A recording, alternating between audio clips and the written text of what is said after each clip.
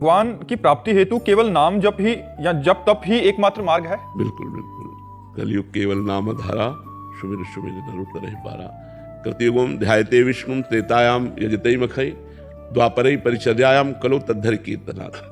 सतयुग में भगवान को ध्यान के द्वारा प्राप्त किया जाता था, ध्यान योग के द्वारा। त्रेता में भगवान को यज्ञ प्रधान साधनाओं के द्वारा प्राप्त किया जाता था। द्वापर में पूजा प्रधान और कलयुग में नाम प्रधान। युग धर्म का प्रभाव है ना। अब जैसे आप यज्ञ करना चाहें तो यज्ञ में कुंतलों घी लगता है। अब बोलो शुद्ध घी कुंतलों कहाँ आएगा? पहले यज्ञ चर्बी आदि मांस आदि अभक्ष्य पदार्थ फेंक देते थे यज्ञ कुंड में, तो यज्ञ नष्ट हो जाता था। अब चर्बी का ही घी बनता है तो यज्ञ कैसे होगा? नहीं, आप विचार करके देखो।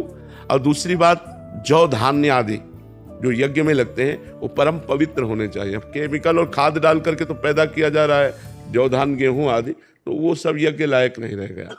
और तीसरी बात, त्रिकाल संध्या करने वाले विद्वान ब्राह्मण, पवित्र ब्रह्म ऋषि होंगे। अब बहुत त्रिकाल संध्या करने वाले होंगे, भारत भूमि है, बहुत कम ऐसे हैं जो त्रिकाल संध्या करते हो। नहीं, प्रायः संध्या वंदन सब भूल गए लोग।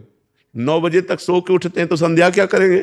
संध्या करने के लिए तो 4 बजे उठना पड़ेगा सुबह, शौच स्नान करके, व्यायाम करके, प्राणायाम करके, सूर्य अर्घ्य देकर गायत्री जपते हुए। तो वो शाम टाइम लोग, अब तो बहुत ही धर्म का लोप सा हो रहा है। मातृ देवो भव, पितृ देवो भव, अतिथि देवो भव, ये सब शास्त्रों में लिखा रह गया। माता पिता से असभ्य व्यवहार करते हैं, अतिथि का आदर नहीं करते हैं। तो कलयुग में केवल भगवान का नाम ही रह गया। ध्यान आंख मूंदो तो अंधेरा दिखाई देता है।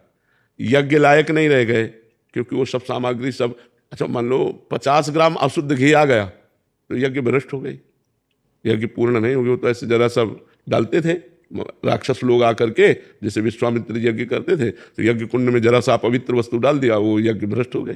तभी तो राम लखन जी को रक्षा के लिए ले गए थे कि हमारे यज्ञ की रक्षा कीजिए। जब जब हम यज्ञ करते हैं तब तक वो हड्डी मांस या कुछ ऐसा डाल देते हैं जिससे हमारी यज्ञ जो है वो नष्ट हो जाती है। तो आप कृपा करके यज्ञ पूर्ण कर दें।